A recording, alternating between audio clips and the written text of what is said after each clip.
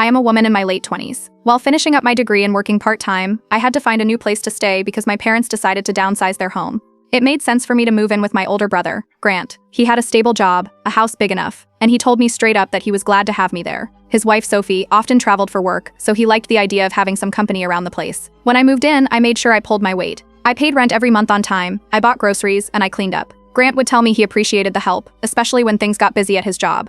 For a while, it felt like it was working out, but the shift happened quickly once Sophie came home from one of her trips. Sophie introduced what she called house rules. She printed them out and stuck them on the fridge. Things like a strict cleaning rotation, who used the laundry on what days, even how late the dishwasher could be run. She also added limits on how often I could have people over, even though I barely had friends visiting anyway. It rubbed me the wrong way, but I didn't argue. I thought maybe she just liked structure, so I went along with it to avoid problems. When Grant was around, Sophie acted perfectly polite. She'd ask me how school was, smile during dinner, play the part of the good sister-in-law. The second we were alone, her tone shifted. She became short, dismissive, and sometimes didn't even answer when I spoke to her.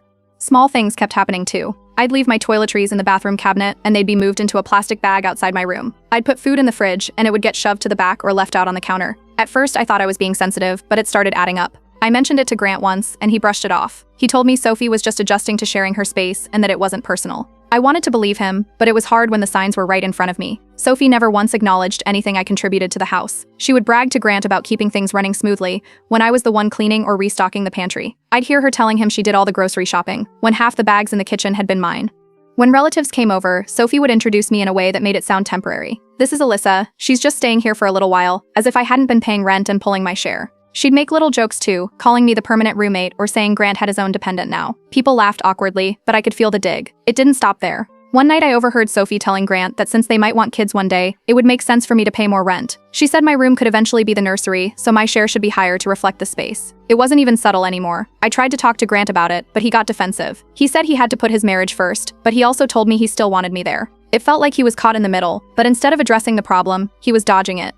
The nitpicking started next. I plugged in my laptop charger in the living room while I studied, and Sophie accused me of driving up the electricity bill. She said it in a tone that made it sound like I was freeloading, even though my rent covered utilities. Piece by piece, it became clear what was going on. Sophie was manufacturing reasons to paint me as a burden. Every rule, every joke, every nitpick was building a case against me. I wasn't imagining it anymore. The pattern was too obvious. I started keeping mental notes, not just about what she said or did, but how Grant responded, who was around to witness it, and what things seemed to line up. It wasn't just about surviving under her roof anymore. Something told me Sophie was maneuvering toward a bigger move, and I needed to be ready for it. What made it harder was that I liked living with Grant. He and I had always been close, and for the first time in years, I felt like we were back under one roof again. But with Sophie tightening her grip, I knew it wasn't going to last.